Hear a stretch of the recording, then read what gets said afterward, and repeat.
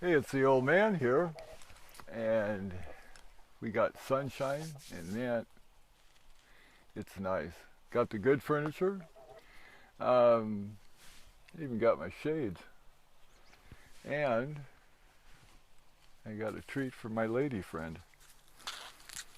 I go up to the gas station. They have flatbed trailers with corn, and I get the cold for $1 a bag. I can get about 15 ears in a bag, and guess who loves it? I know. Just a minute here.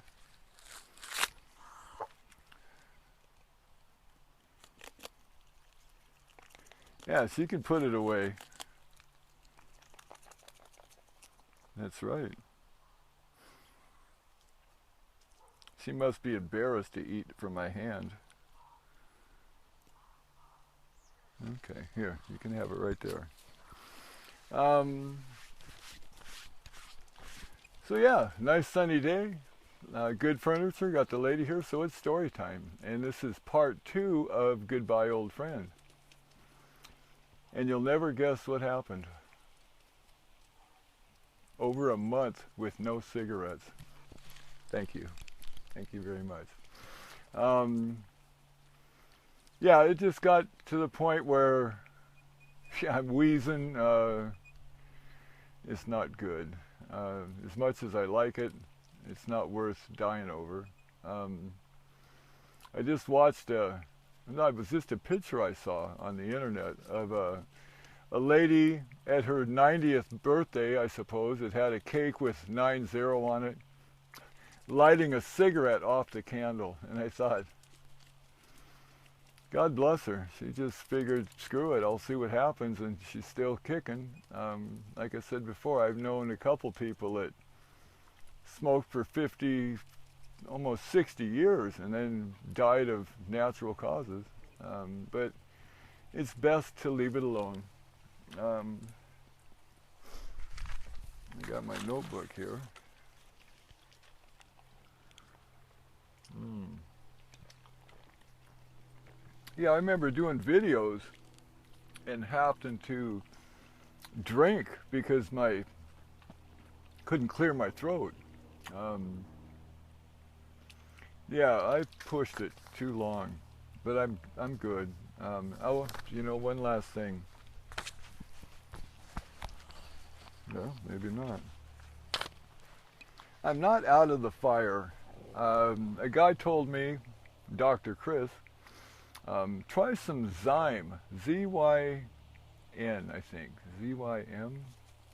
Anyway, it looks like a Copenhagen can, and it's nicotine pouches, no tobacco, but he told me about it, and I thought, yeah, right. So I bought a can of it, and you can get 3 milligrams, 6 milligrams, and then there's another brand that has 12 milligrams, and I put a 6 milligram in, and piece of cake, just about. I mean, I didn't have, every time I've ever quit chewing or smoking, I was consumed with the thought, I could have a cigarette or cigarettes, chew, just on and on and on. And with these pouches, I didn't have that at all. I still smoked for about a week and a half, and I'd smoke maybe 3 a day.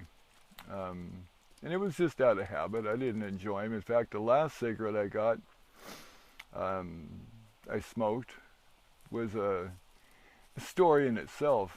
But I'll tell you that one. And it wasn't, when I smoked the last cigarette, it was like I didn't feel good afterwards. I didn't feel relaxed. I didn't feel anything other than the fact that it was just time to let it go. It didn't taste good. I had the filter on there, that extra filter, so it was like I couldn't enjoy it. I was driving, I didn't have an ashtray, and it was super dry outside, so I couldn't flick the ashes out the window.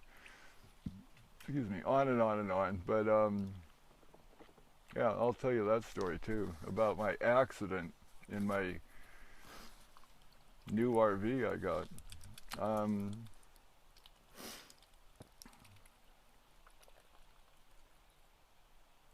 oh, there was a guy I met, and he had a print shop, and I used the bathroom, and in the windowsill was a long cigarette butt.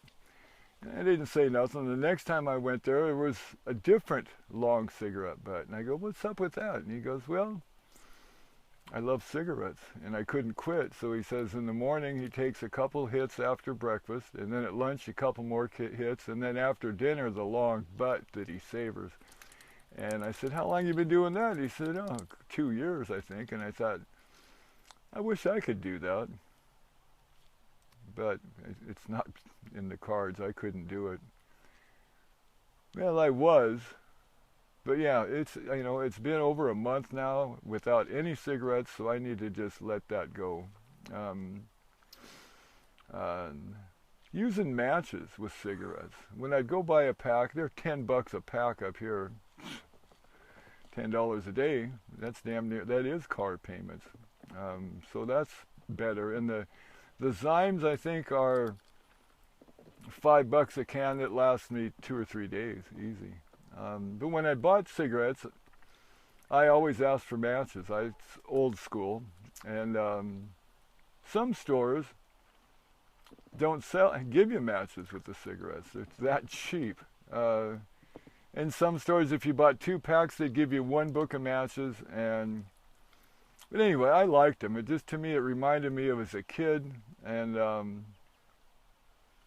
when I took that train trip in the Spokane train station, it was midnight, and here's some kids outside trying to smoke a cigarette, and they didn't have a lighter, so they're trying to light matches, and they're just lighting it, holding it up, and the wind blows it out. And so they all crowded in a circle, and finally got one lit, and then lit them all off of that. But yeah, cupping it.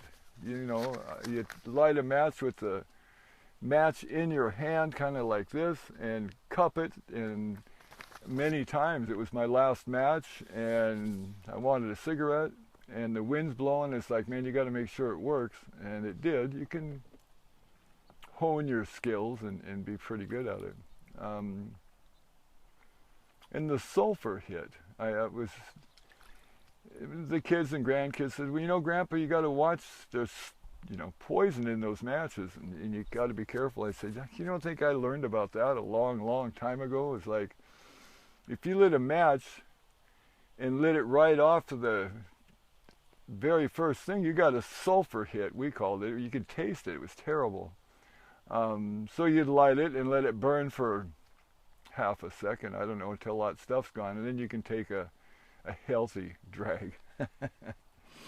And I love the old Dragnet shows, and especially the black and white ones. And Joe Friday repeatedly would light a cigarette off the sulfur. I mean, he would light a match and instantly take a great big drag, and it was like, hell, I'm surprised he didn't figure that out, because we figured that out at 15, that yeah, you don't want to take a hit of that stuff.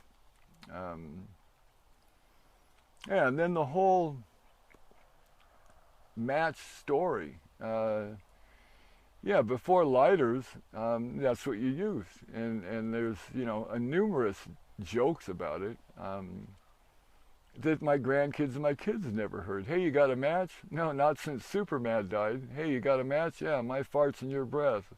You got a match? Lung cancer and cigarettes. I mean, it just goes on. And there was a bunch of them about your mother. And I don't remember those right now, but it was like, yeah, it was what we did, And let's see. Oh, and the joke about if you see a guy with a great big, or girl, big armload of stuff, and they're just barely making it, the joke is, hey, you got a match? Like, yeah, here, let me set all this crap down, I'll light your cigarette for you. Groucho Marx did that. I'm just looking at a damn rat.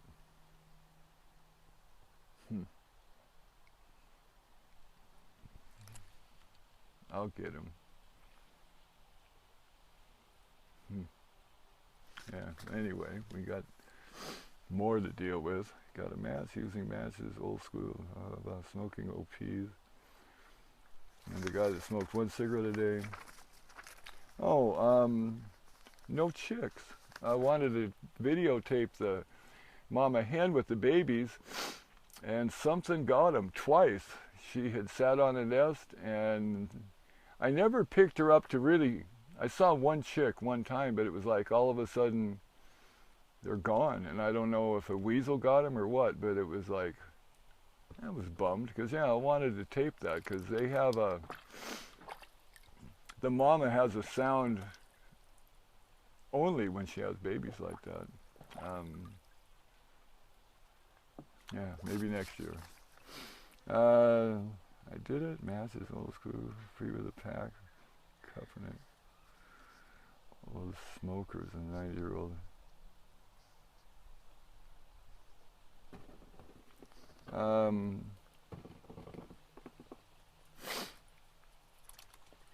Yeah, it's a tough habit.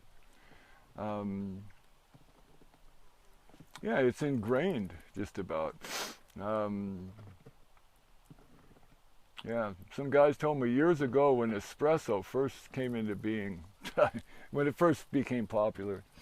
Yeah, he says find something legal and addictive and you make $1 million, and that's it. I mean, hell, in town there's 3 espresso bars within a quarter mile of each other, and they all seem to be making a living at it. It's crazy. I haven't drank espresso in 25 years. I just got too amped up, and even then, and that was in my late 40s, just heart palpitations and shaky hands, and I did the Red Bulls for quite a while, but even those, I got tired of them just because they were expensive and made me pee a lot, and it wasn't casual. It was like, man, I gotta go. And so yeah, Folgers instant coffee is about my extent of my caffeine intake now. But I like it, and especially with a cigarette.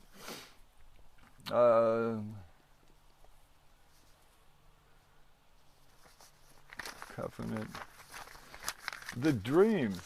I told you about having oddball dreams from wearing the patch, and I think it was the first or the second night that I had been using these little pouches. They're little pouch things. You put them in your mouth. I got one in my mouth right now.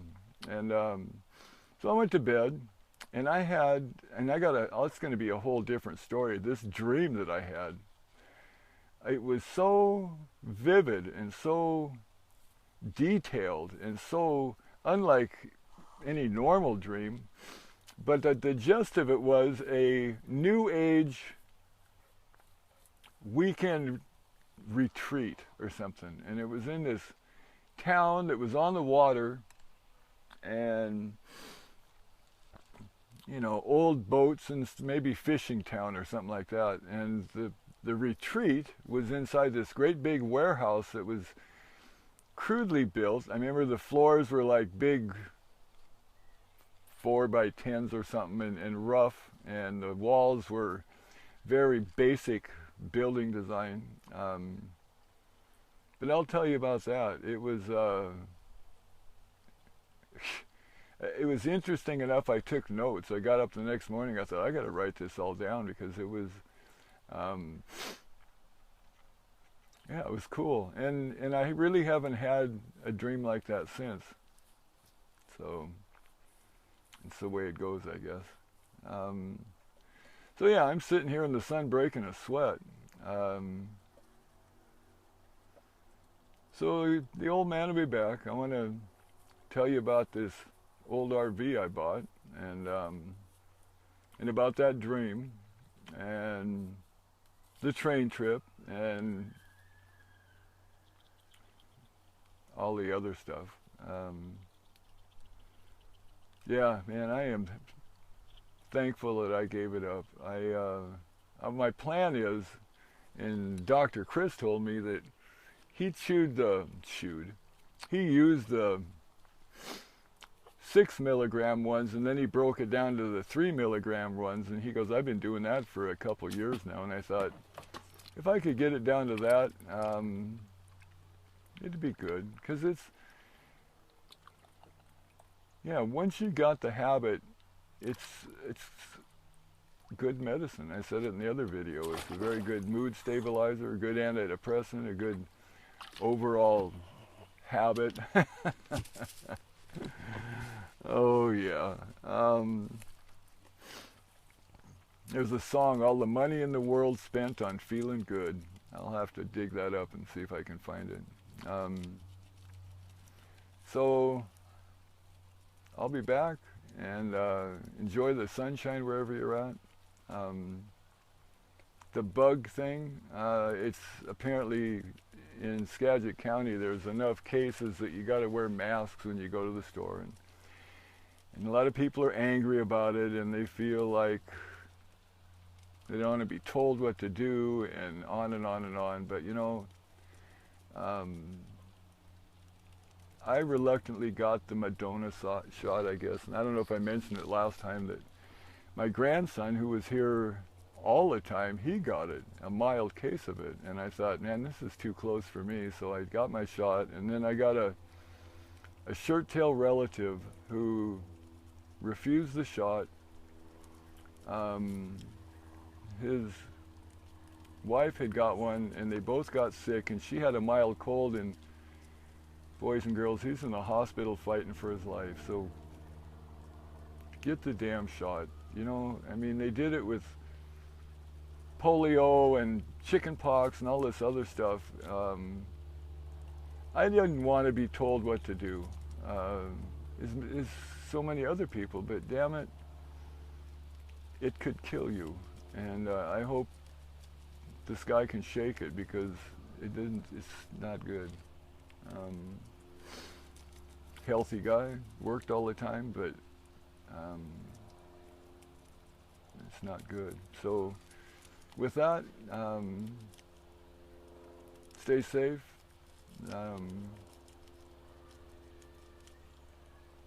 Try not to be too involved about this whole shot, no shot controversy.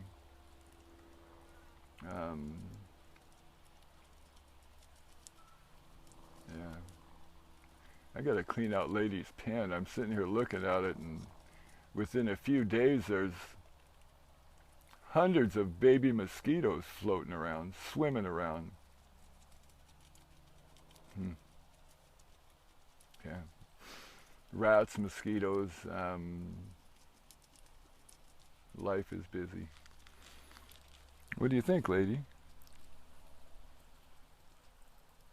Yeah, she loves the corn and the chickens. They, you know, I probably give them 8 or 10 ears a day, and they are very happy about that. Aren't you? Can you see her? Yeah, well, she's eating away. And you wouldn't think with her beak she'd be able to do it, but she cleans it up. There isn't one kernel when she's done. I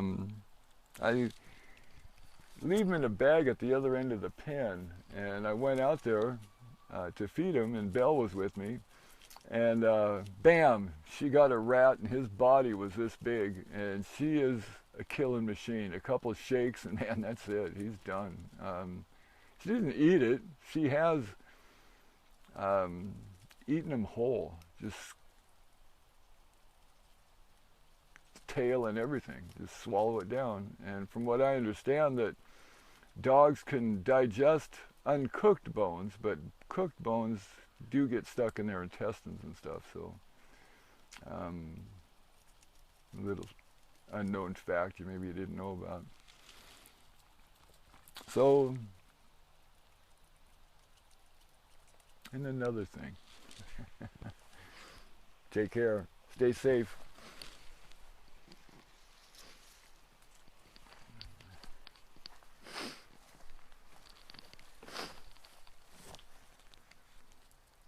And once again, thank you for watching to the very end. Take care, my friends. Bye.